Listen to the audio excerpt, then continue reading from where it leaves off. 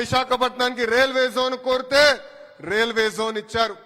ఆగిన అమరావతి ప్రజా రాజధాని పనులు ప్రారంభించాలని కోరితే పనులని యుద్ధ ప్రాతిపదికంగా ప్రారంభించారు.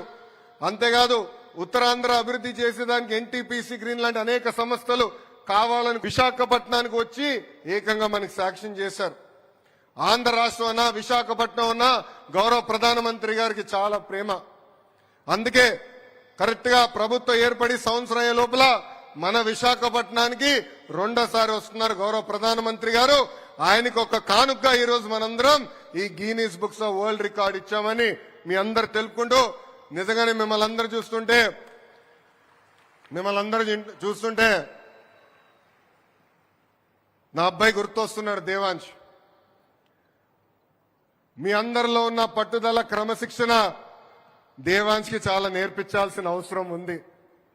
మాస్టర్ గారు ఏ ఆదేశాలు అయితే ఇచ్చారో ఒక క్రమశిక్షణ పట్టుదలతో మీరు పాటించి ఈ కార్యక్రమాన్ని జయప్రదం చేసినందుకు మీ అందరికీ నా హృదయపూర్వక ధన్యవాదాలు తెలుపుకుంటూ, ఈ రోజు మీరందరూ భారతదేశానికే ఒక దిశ నిర్దేశం ఇచ్చినందుకు నా హృదయపూర్వక ధన్యవాదాలు తెలుపుకుంటూ మీ అందరి దగ్గర నుంచి సెలవు తీసుకుంటున్నా.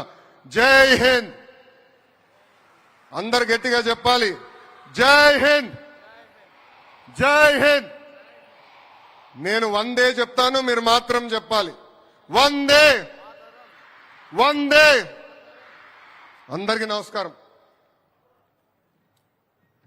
Thank you, sir. Thank you very much for your wonderful and inspiring message to all the students.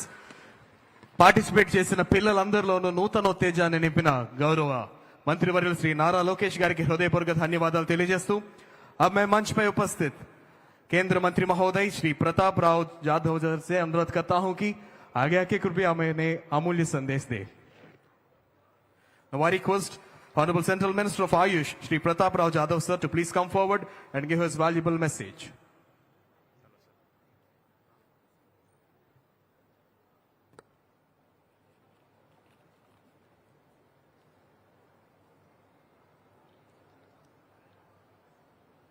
आज यहां पर मंच पर उपस्थित नारा लोकेश गारू,